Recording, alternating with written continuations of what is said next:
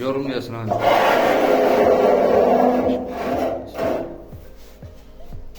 Sağ ol Yusuf, sağ ol.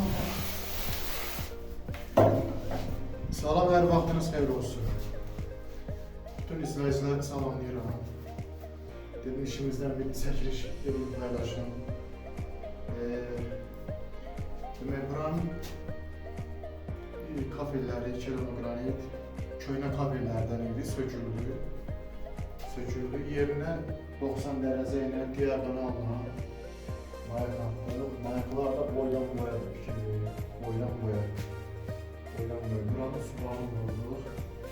Burada bura belə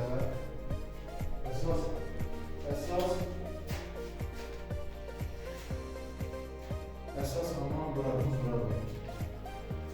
Hər yer söküntü daşlar idi.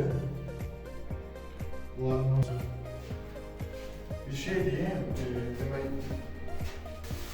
bax, mayakla palçağı çıxartsan, düz vəziyyətdə çıxartsan, bunu hamarlamağa ehtiyac yoxdur. Belə olan halda mətanət daha da fərqi yoxdur, mətanət, şpaplovka.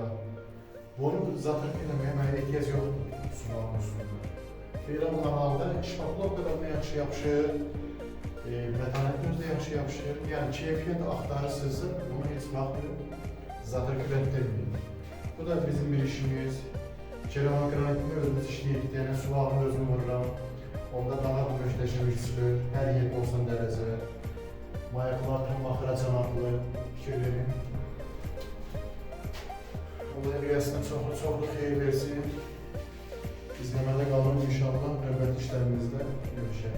Var olun.